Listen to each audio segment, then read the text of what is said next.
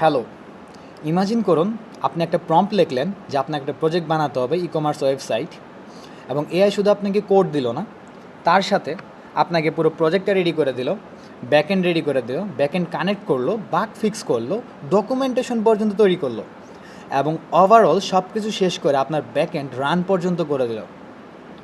Isn't it amazing? And এই সকল features শুধু একটা মাত্র সিস্টেমে গুগল এনেছে, সেটা হচ্ছে আমাদের গুগল ইন্টিগ্রেভিটি এআই। এবং আমি আজকে পুরো ভিডিওতে এই ইন্টিগ্রেভিটি এআইয়ের একদম কোর টু কোর কী কী ফিচার রয়েছে বা আপনারা কীভাবে এটি ইউজ করতে পারেন সেই সকল বিষয় নিয়ে কথা বলতে যাচ্ছি। Let's find out. First of all, Google Antigravity is not just another AI chatbot. আমরা বেসিক্যালি যারা এআই ইউজ করি তারা ম্যাক্সিমাম সময় দেখি যে আমরা এআই কী করে, একটা চ্যাটবট, সে আমাকে আমার কোশ্চেনের অ্যান্সার করে। বাট ইন্টিগ্রেভিটি শুধু একটা চ্যাটবট নয়, এটা হচ্ছে একটা এজেন্টিক এআই প্ল্যাটফর্ম।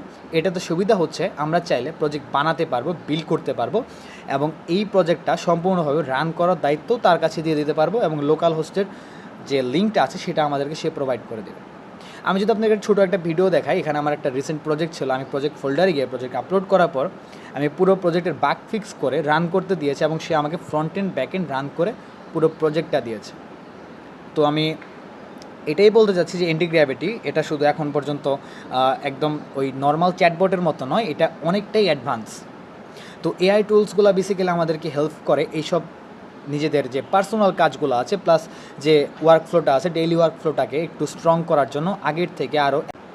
বেসিক্যালি আপনি রিয়েল লাইফের কথা যদি আমি চিন্তা করি, যে আপনার ধরেন কালকের মধ্যে একটা ইউনিভার্সিটির প্রজেক্ট সাবমিশন রয়েছে, অ্যান্ড আপনি এটা নর্মালি করতে গেলে আপনার হয়তো 1 থেকে 2 দিন লাগতে পারতো, বা ধরেন আপনি একদিনেই করতে পারতেন চ্যাটজিপিটি দিয়ে।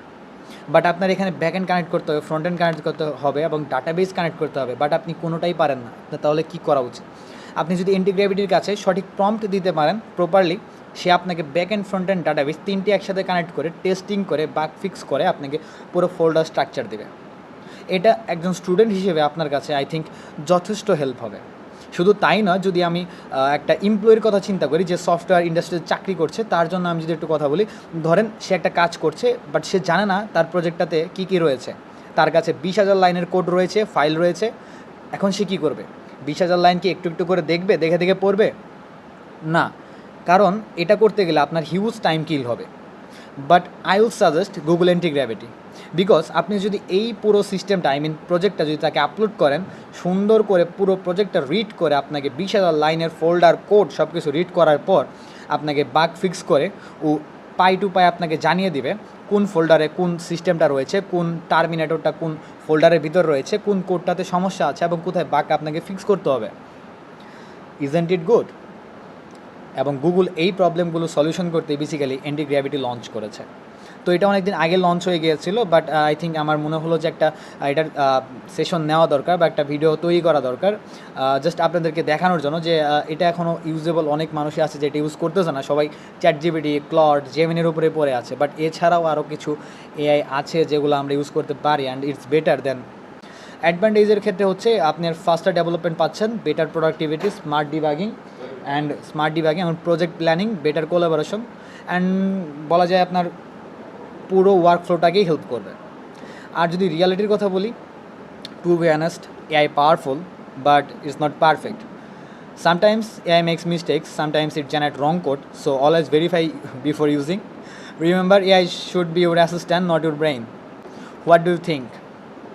Will it replace developers? Definitely no. But developers who use AI will definitely have an advantage over those who didn't. যাই হোক, সব কিছুর শেষে আমি একটা কথা বলতে চাই যে বেসিক্যালি এআই হিউম্যানকে রিপ্লেস করবে না। In future AI versus human কখনোই হবে না। এবং যারা যারা ভিডিওটা দেখেছেন ধন্যবাদ, লাইক করবেন, শেয়ার করবেন, এবং অবশ্যই ফলো করে দেবেন আমাদের কোড এনআর এক্সকে। আর এআই সম্পর্কে জানতে হলে অবশ্যই ফলো করবেন। Thank you.